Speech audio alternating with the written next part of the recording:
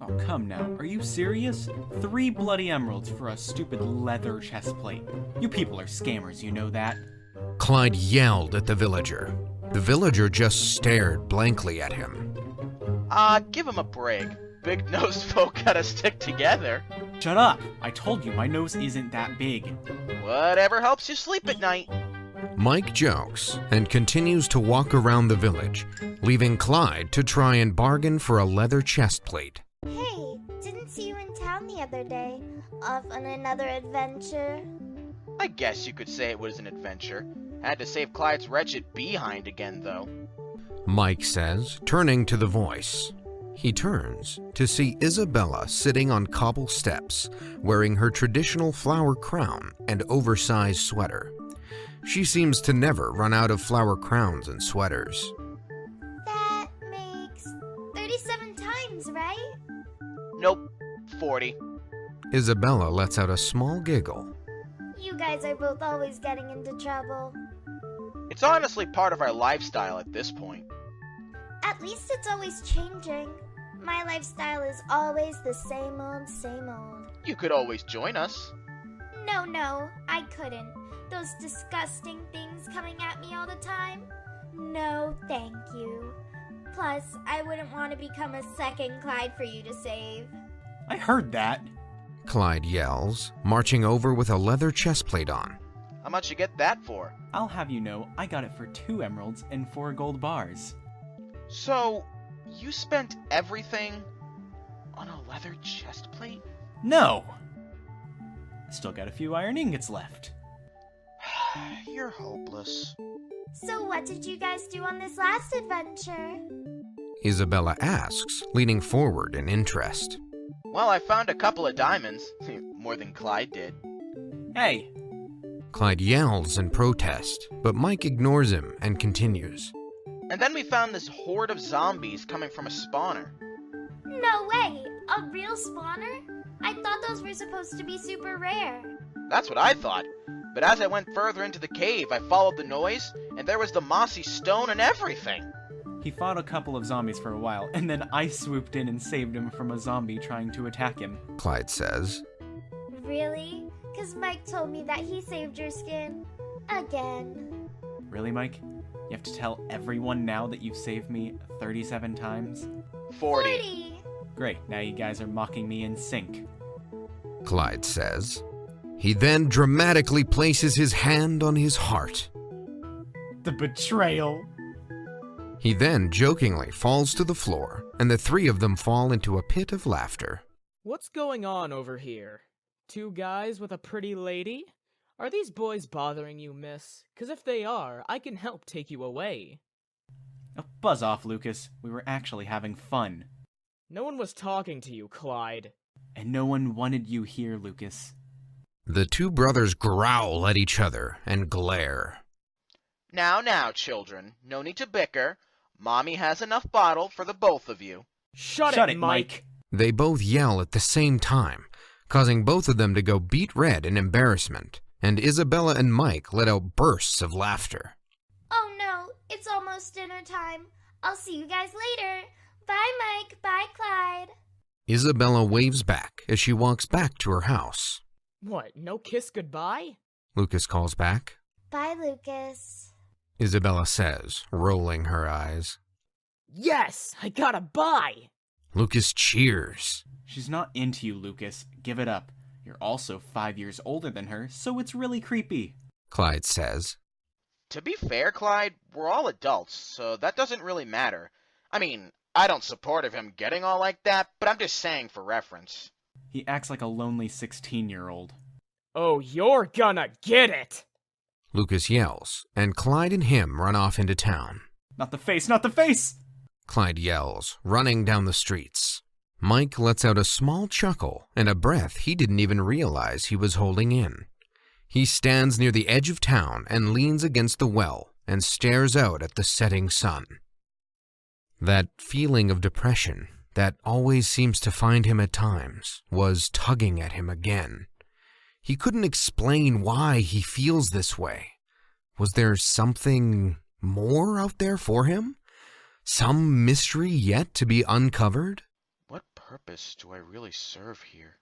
He thought to himself. Michael has Clyde, Isabella, and Lucas at his side, but yet he still feels alone somehow. Like there's some force pushing his happiness away and replacing it with this sadness. Those two at it again? Asked a deep voice. Yep. Those two really are just like little kids at heart, aren't they? Mike says, looking out at them. And you aren't? Asked the villager. Maybe. Back in the day. You seem troubled. Yeah, Frank. It's that feeling again. I don't know where it comes from, but it always seems to find me. Mike said, with a loss of emotion. Isabella sees it in you too. Frank says, with concern. Well, that girl can read me like a book, so I'm not in the slightest bit surprised. You really have nothing to be sad about, Mike. You have things that so many others would do anything to have. I know, but it just feels like there's something pulling me away from here. This feeling is telling me that I need to go on more adventures and just live life out there, you know? Listen to me, Michael. I know you want to venture out there into the world, but if you go out there, you will be killed by the legacy holders. They are merciless and will treat you like a speck of dust. I know, Frank. You've told me the stories all the time when I was a kid. They are not stories, Michael. Fine. Legends. Michael, I want you to take this seriously. Promise me you will never venture out into the world. Caves and camping trips are one thing, but promise me you won't leave. I promise. Good. Michael, I'm telling you, one day, someone just has to save us from those demons. Now come on, it's time to eat. Okay, Mike freezes and looks out into the distance. He could see the outline of a staggering figure that was limping toward the town.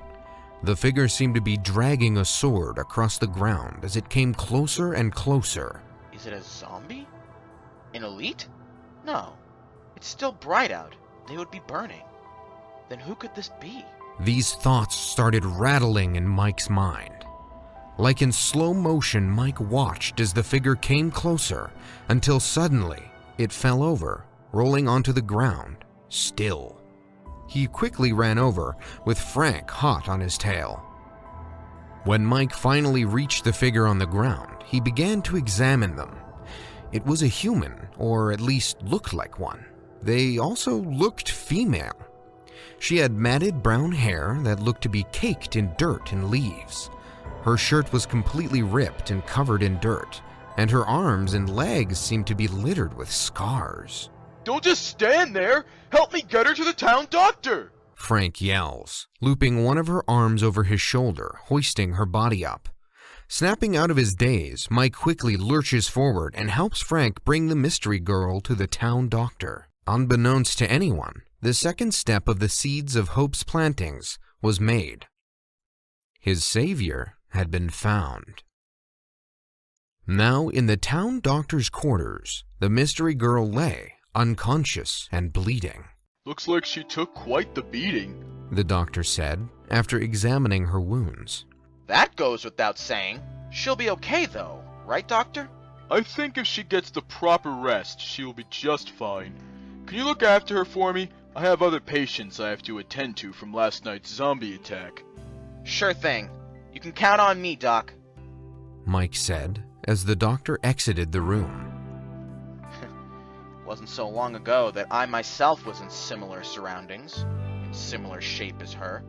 Either she strayed too far from home, or she's just like me, craving adventure and excitement. I do hope it's the second one. Mike thought to himself. The girl's eyes began to open. As they did, she let out a long groan. Her eyes snapped open, realizing she wasn't in the place she remembered. Hey, settle down. You're all right. She turned to face the voice that spoke to her. Where am I? You're in the medical facility of a small village. We saw you walking this way, but before you could make it, you collapsed on the ground. Myself and another helpful villager carried you here to be examined by the town doctor. Thank you for your kindness, but I need to head out now. she says, starting to get out of the bed and limping weakly toward the door. Whoa, whoa, wait a second, miss. I was instructed by the doctor to keep watch on you, so I'm afraid you can't leave just yet. Mike said as he blocked the exit. And why not? He said you need to have the proper rest if your injuries are going to properly heal. Trust me, I know how painful it is to try and keep fighting without letting my wounds heal. It's no fun. Mike said, continuing to block the doorway. The girl took a long look at Michael, up and down. You're an adventurer, aren't you? What? How did you know? You've just met me. I see it in your eyes. Those eyes of yours have seen many things. Well, you're not wrong. They certainly have. Mike said, almost with a bit of confidence. Michael, I don't know why you're leaning on my wooden door, but unless you want to push it out of the frame, I suggest you move aside so I can come in. A voice said from the outside. Oops, sorry, my bad. Mike said as he moved out of the way. The doctor entered the room and took a look around. She didn't damage anything, did she? No. I'm gonna have to ask you to lie down, miss. I would like to examine your wounds to see how well they've healed so far. You aren't putting your hands on me. The girl yelled in defense. Relax, miss. I know you're a bit ruffled at the moment, but this guy's a professional. You have my word. He will do you no harm. Michael said from the corner of the room.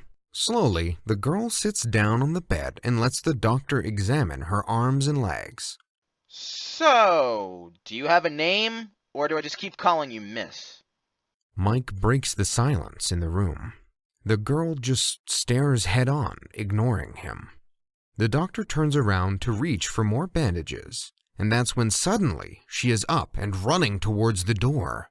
Wait! Stop! The doctor yells, trying to gain his balance from the sudden movements. Mike runs after her, and the two of them are out in the fields in less than a minute. The girl sprints fast, but in her condition, she couldn't outrun Mike. Knowing this, she heads towards the tree line. You aren't going to make it far in that condition! Mike yells, still running after her. Just come back before you get an infection!